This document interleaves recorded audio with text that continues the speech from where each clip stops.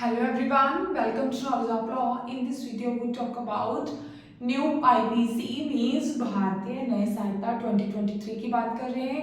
Guys अगर आपके पास bare act है तो वेल एंड गुड, ठीक। आप अपना बेयर एक्ट आपके साथ रख लीजिए, इससे क्या होगा कि आपको इजीली अंडरस्टैंडिंग हो जाएगी। गाइस इस वीडियो में हम बात करने जा रहे हैं भारतीय नए संहिता 2023 की। इसमें हमने आपके साथ पहले की वीडियो में डेफिनेशंस भी डिस्कस की थी। In this video only talk about section 3 जो जनरल एक्सप्लेनेशन की बात करता है, ठीक है।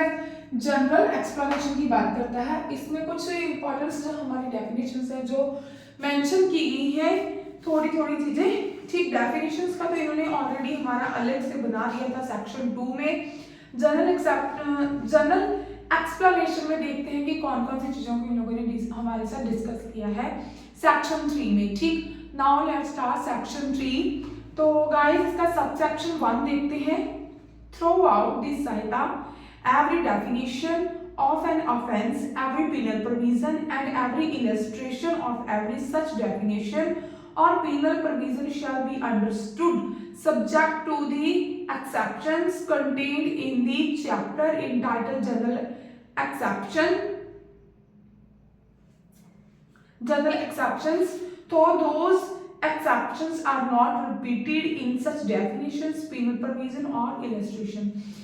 गाइस अगर आप इसका एक एक वर्ड देखोगे तो आपको अंडरस्टैंडिंग हो जाएगी इजीली।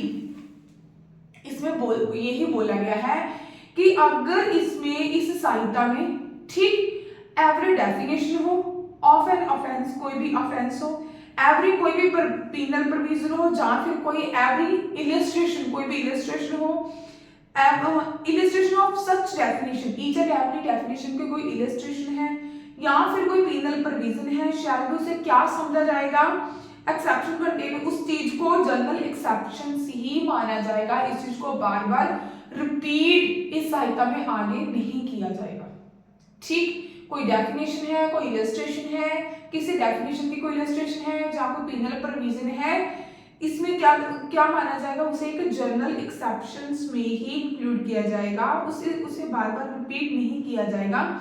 जैसे कि इलस्ट्रेशन आप देखते हैं, इलस्ट्रेशन ए, इसमें बताया गया है कि दिस सेक्शन इन दिस संहिता, इस सेक्शन के, इस संहिता के अंदर जो सेक्शन है which contain definition of offence, इसमें जो ऑफेंस की डेफिनेशन उसमें कंटेन किया गया है।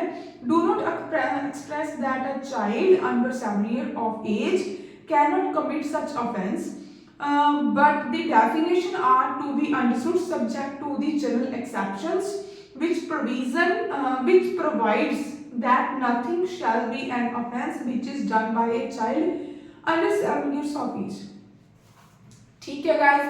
ये भी क्या आ रहा है हमारे जनरल एक्सेप्शंस में ही आता है। इन्होंने क्या बोला है कि जो चाइल्ड जिसकी एज, यहां पर क्या है, एक चाइल्ड है, ठीक, जिसकी एज कितनी है, 7 years, इसको क्या माना जाएगा कि अगर इसने वो ऑफेंस किया है तो ये क्या है, माइनर है, ठीक। जिसकी एज क्या है, 7 year है, तो ये माना जाएगा कि भाई इसे ये समझ जाएगा कि इसने कोई ऑफेंस नहीं किया। ये क्या है, जनरल एक्सेप्शंस है, ठीक। इस चीज को बार बार दोबारा इस संहिता में रिपीट नहीं किया जाएगा।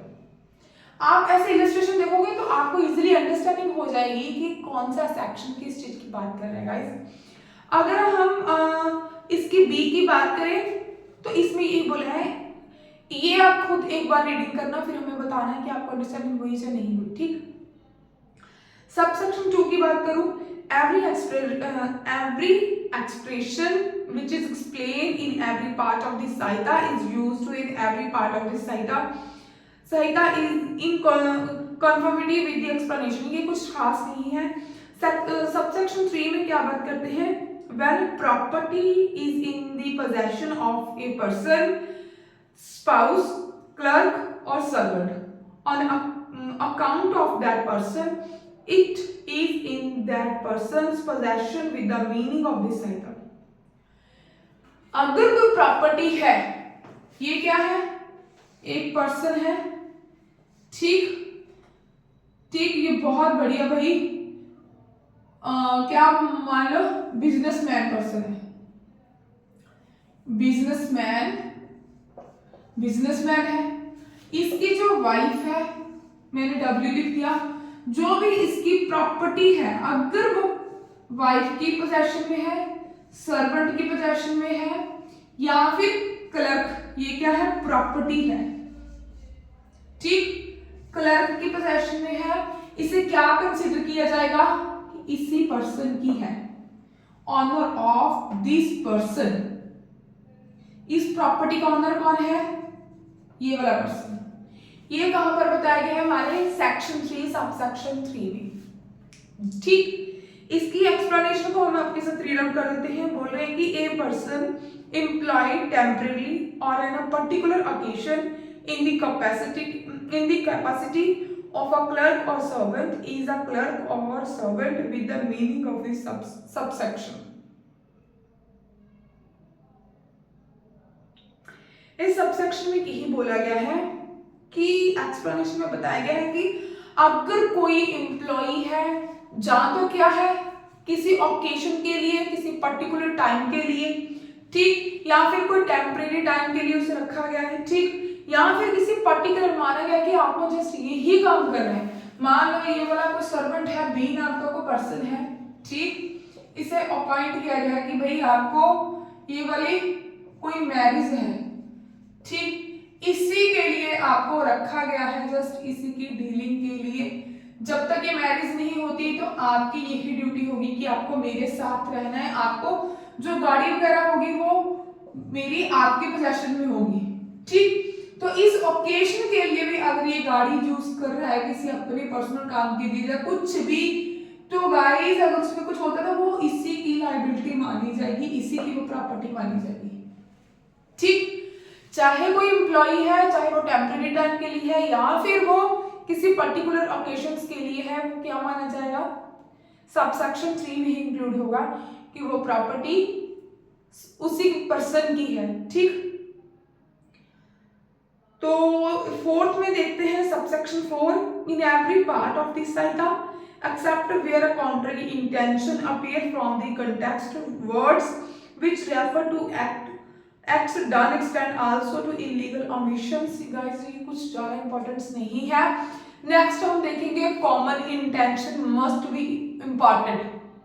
कॉमन इंटेंशन अगर आपको यहाँ पर अंडरस्टैंडिंग हो जाएगी तो आपको आगे जो सेक्शन है वो अंडरस्टैंडिंग इजीली हो जाएगी कि कॉमन इंटेंशन होता क्या है, ठीक है। कॉमन इंटेंशन मैं आपके लिए एक अलग से वीडियो लेकर आऊंगी कि कॉमन इंटेंशन होता क्या है, उसके साथ रिलेटेड केस लॉ भी हम रीडिंग करेंगे। गाइस अगर आपको हमारी वीडियोस अच्छी लगती हैं, एफर्ट्स अच्छे लगते हैं तो प्लीज वीडियो को लाइक कीजिए, शेयर कीजिए, चैनल को सब्सक्राइब कीजिए।